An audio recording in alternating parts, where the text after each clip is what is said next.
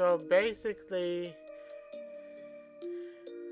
pretty much the ending is going to talk about how they feel about the situation and pretty much what you expect to happen in one of those storylines where random people from Earth get teleported to some magical lands.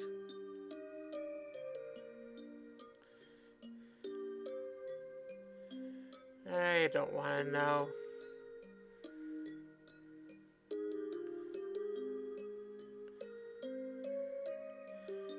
Space time continuum.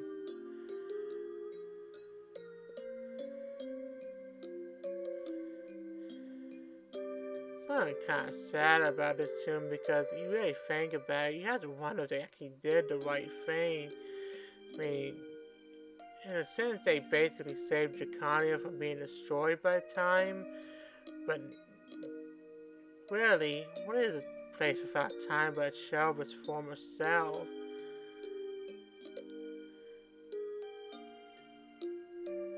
Like I said, technically speaking, time is required for things to happen.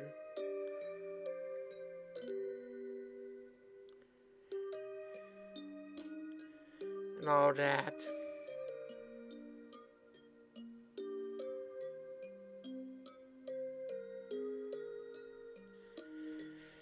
Now imagine what we could have done if all 9 people could have been in a dungeon at the same time. Well, heck, if we could have basically split the work. Well, I imagine if 3 people could kill a boss in a minute, 30 seconds, 9 people probably could have killed it in 30 seconds or less.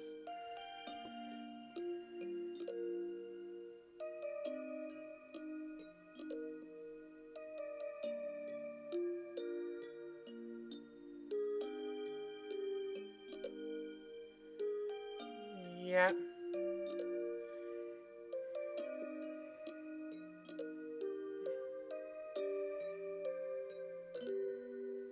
The whirlwind is fun. Kind of think of if you ever actually were told to jump into a teleportation device or something, would you? I mean, sure, it might be as simple as enter and exit a door, but you have to wonder if it would do anything to your body, what's on the other side. Again, I suppose there are people who were cautious about modes of transportation when they first appeared. Kana and Mayu traveling back together as it should be. Yeah, I'm still concerned the one true parent. Screw everything else.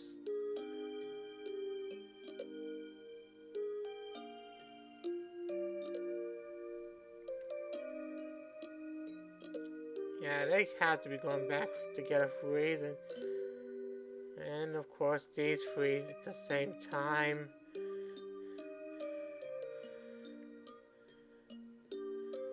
His guidance basically consisted of random commentary. I'm not really sure he helped much other than to say the world sucks right now. Get rid of time and save us.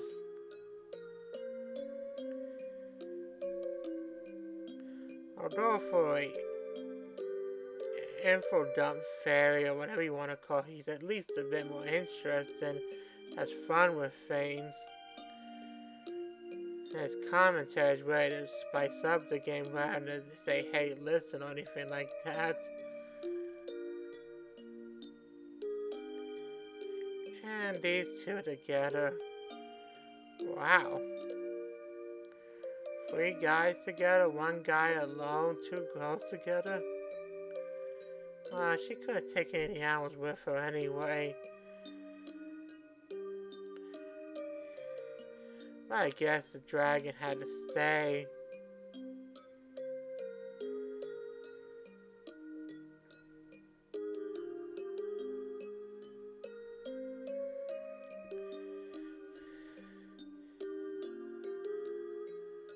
And this time, make sure they all come closer together. Yeah, that's just gonna be a secret. the game probably did poorly in Japan, but what doesn't do poorly?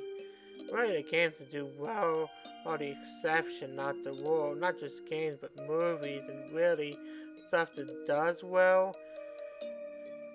It's kind of like how you box office sales. The movie does well, it's not because of quality of movies, it's quality of marketing. Oh, well. Yeah, he's especially glad to meet the lead character of this game. What kind of name is Hall anyway? I still don't have any idea why she's called that, or he. It helped that she was the only one to teleport and end up where the guy was. Or did Tim just seek her out first and ignore everybody else, regardless of where they were? I'm not really sure. Hall just happened to be there, or if Tim just saw her out. Now she's back in her normal clothes, and she's finally talking. You don't get to hear what she says or read what she says, rather. And this basically is the ending. Not really anything that complex or deep, but honestly speaking, when you look at the game as a whole, we really expect a 45-minute ending. Really, this is basically a picnic game, and that your characters are on a no, not picnic, it's a field trip to video game. Your characters are literally going through this game as if they were on a field trip. They're having casual conversations with each other, bantering with each other, making fun of stuff, and just doing really silly things.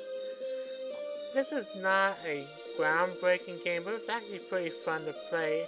It's a type of game you play if you just want to mess around with stuff and want it down to a thing to have. Granted, pulling random movies or random TV series, whatever, it's probably not that down to earth, but putting that aside, it still feels more casual. And not casual in the, oh god, it's easy, since not the game's challenge, but casual in the way the conversations are.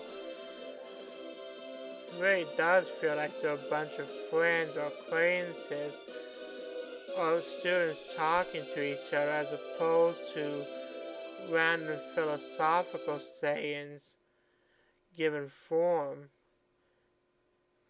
Not really say anything that deep in the first place. So yeah, this was a pretty nice game overall. I'm so glad I got it. Paying like getting it for $6 or so, how much I paid for, I can't remember, was well worth it. Character wise, I definitely would say all of them are pretty fun. Among the guys, I might give it to Sojiro, I'm not really sure. Kotaro. Yeah, Kotaro can be amusing, people wag on him. And you can save after beating the game, which basically just gets you a star, but we're gonna skip saving for now. Instead, why talk? Let's go ahead and just let the screen show for a minute. But more or less, my favorite character in the game would have to be, I'm not really sure of the girl, to be honest. Let's just go into a random save I have here. Yeah, you get a star on your save once you beat it. Let's just go in here. Kotaro is amusing for the most part, even if there are problems with him. Sojiro, it's kind of cute how he's trying his hardest, but yeah, he needs more of a backbone. Joe is fun and all, but he gets old after a while. Tsutomu is kind of annoying, to be honest. He's too focused on studying for my taste. Kana is awesome. Twin Tails, her mean nature, and she just messes around with everything. Mayu is pretty good for her politeness, but she is willing to be harsh with people when she can. So there's that too. And I like her bow and arrow thing. Sayuri is basically the greatest leader ever. She's probably the prettiest character in the game.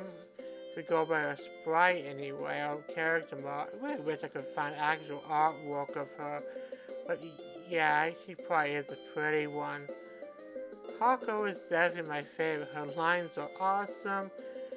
Your existence offends me, and other such things make her great. You also kind of feel sorry for her, because clearly she is suffering her life, and mean as she may seem, some of her lines probably result of being broken by society. Well, hopefully things do get better.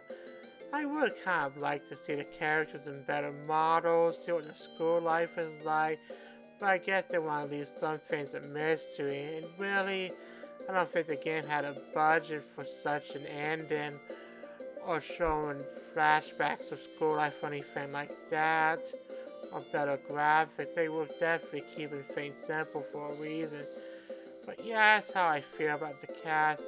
So overall, not a high caliber game, but I will take a fun game to mess around with over a boring high caliber game that I don't want to play anyway. And it's probably my favorite PSP games to play. Speaking of which, I have more PSP games to play anyway. Whether or not I can do Let's Plays for them or not, it's hard to say. I have to keep it limited to how many PSP games I play this way for a reason. But yeah, that more or less covers it. So this is a finale of Jikandia. If there are any more videos, there are going to be bonus videos showing off other quotes you can get by revisiting the stages, and maybe we'll do one for the Mel Hall. But honestly speaking, I think there's only one variant line for him anyway, and that's probably due to the fact that he's male instead of female. But whatever. The point is, Chikani is awesome, and Hago is the best, and no one can deny that. So we've concluded the playthrough of Jikandia finally. No more rambling. So, bye for now, and hopefully I'll be able to decide what to LP next, if anything. Always worship Hako. The end.